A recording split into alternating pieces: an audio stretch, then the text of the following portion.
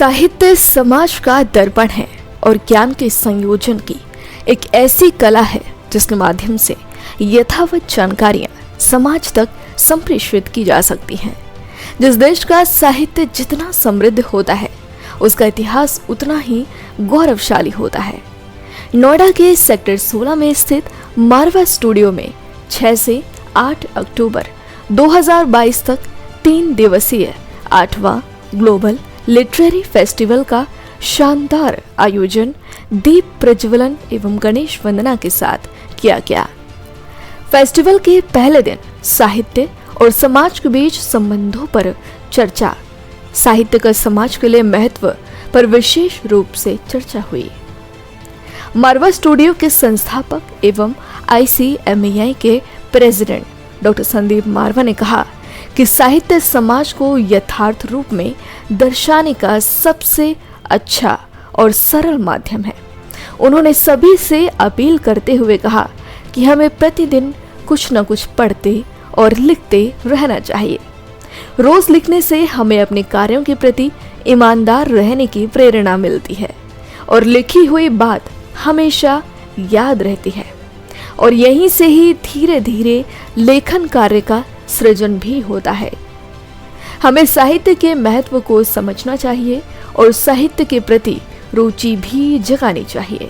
इस कार्यक्रम में ICMAI के प्रेसिडेंट संदीप मारवा, मोई क्वा अंग म्यांमार के एम्बेसडर, एरमिया रेस्क्यू रोमानिया, प्रतिष्ठित जैन धर्मगुरु लोकेश मुनि, पूर्व राज्यपाल एवं सेवानिवृत्त जनरल JJ सिंह, राष्ट्रीय हेल्थ मिशन उत्तर प्रदेश के एडिशनल डायरेक्टर डॉक्टर हीरालाल, जाने माने लेखक प्रेम जन्मेजय, कार्यक्रम डायरेक्टर सुशील भारती सहित कई गणमान्य लोग उपस्थित रहे। कार्यक्रम में उपस्थित सभी अतिथियों ने संदीप मारवा के द्वारा साहित्य की दिशा में किए जा रहे कार्यों की खूब सराहना की।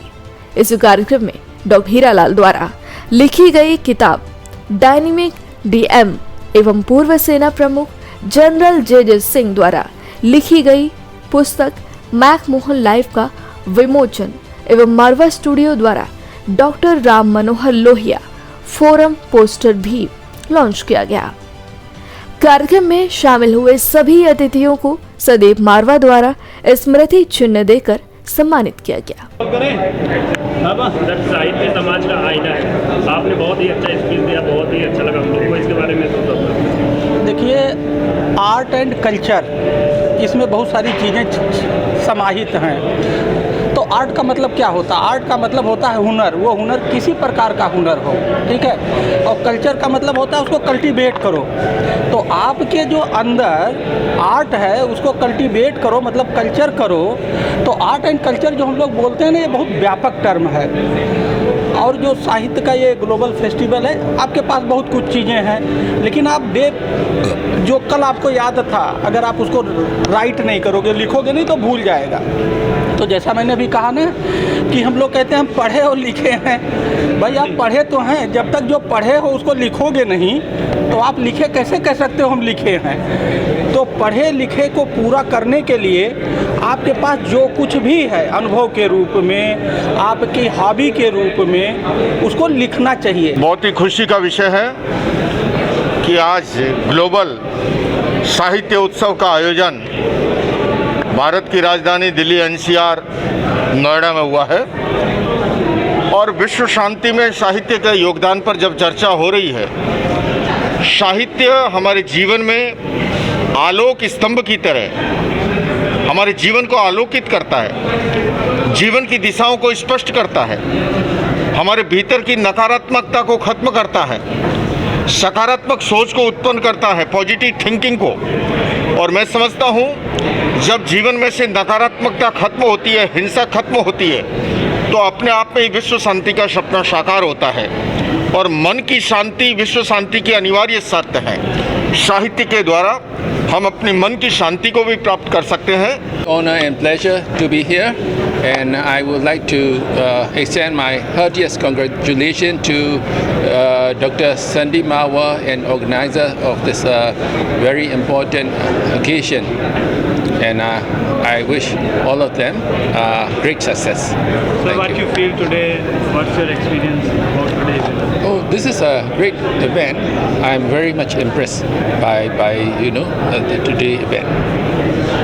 I would like to congratulate Mr. Sandeep Marwah for the initiative that he has taken to promote Indian art, culture and literature, and also to give a message of peace, love and unity. Our ancient scriptures have always believed the world is one, and therefore we have a very rich tradition of peaceful existence with our neighbors. And also the greatness of India is that we have been the fountainhead of many other religions other than Hinduism, that is Jainism, Buddhism, Sikhism, Islam and Christianity have also flourished. Even the Parsis who came from Persia have also found a home in India. Sir, love, peace and unity के through love and art and culture को आप क्या message देना चाहेंगे? हम लोगों ने हमेशा ये माना है कि जो कला और जो संस्कृति है वो सिर्फ देश को ही नहीं बल्कि देशवासियों को और पूरी दुनिया को जोड़ती है। और यही वजह है कि 1993 में जब हम लोगों ने ये लाइन, ये फ्रेज जब दुनिया को दिया था, love, peace and unity through art and culture, उसको हमने बड़े सीरियसली खुद लिया। और आज हम ये बड़े खुशी से कह सकते हैं कि हमने तकरीबन 7,500 इवेंट ऐसे किए हैं जिनकी byline love, peace and unity art and culture से जुड़ी हुई है। हमारा मकसद ही यही है कि हम देश को और दुनिया को ये संदेश देना चाहते हैं कि आप पूरी दुनिया को इन तीनों चीज़ों को सामने ला सकते हैं कलाओं के ज़रिए। और चाहे वो फिल्म हो, टीवी हो, मीडिया हो, आर्ट हो, कल्चर हो, कोर कल्चर का और आर्ट का कोई भी हिस्सा। सर, ग्लोबल फिल्म फेस्टिवल जो आज किया गया है, कई डिग्निटरीज आए, क्या कुछ कहेंगे किस तरीके का इस बार खास रहेगा इस मेले में? हम लोगों को पिछले 8 साल हो गए इस पूरे मेले को तैयार करते हुए, और ये हमारा सौभाग्य है कि हम लोग इस मकाम तक पहुँचे हैं कि आज 8वां ग्लोबल लिटरेरी फेस्टिवल नोएडा 2022 का उद्घाटन बड़े अच्छे लोगों के करकमलों द्वारा हुआ। और देश भर और दुनिया भर से इस बार फिर से लोग यहाँ पर मौजूद हैं, जबकि पेंडेमिक के बाद अभी भी वीज़ा मिलने और विदेशों में जाने की अभी हल्की सी दहशत बची हुई है।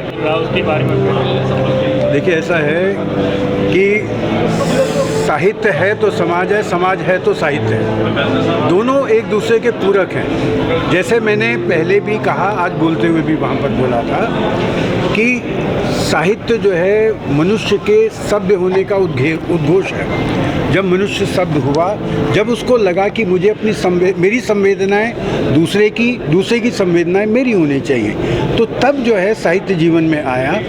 और साहित्य जो है वही वैश्विक सोच रखता है। ये कहीं नहीं होता। रूस का साहित्य भारत में जो आता है या भारत का साहित्य रूस में अनुदित होता है, वहाँ पे भाषा की दीवारें भी टूट जाती हैं, वहाँ पे देश काल की दीवारें। जब आप मानवीय सोच पे जाते हैं, क्या कारण है कि हमारी रामायण इंडोनेशिया में भी है, हमारी रामायण विभिन्न ट्रिनिडाड में चले जाए वहाँ पर है, आप मॉरिशस में चले जाए वहाँ पर है। क्यों है? उसका कारण मूलतः यही है कि साहित्य जो है वो दीवारों को नहीं मानता।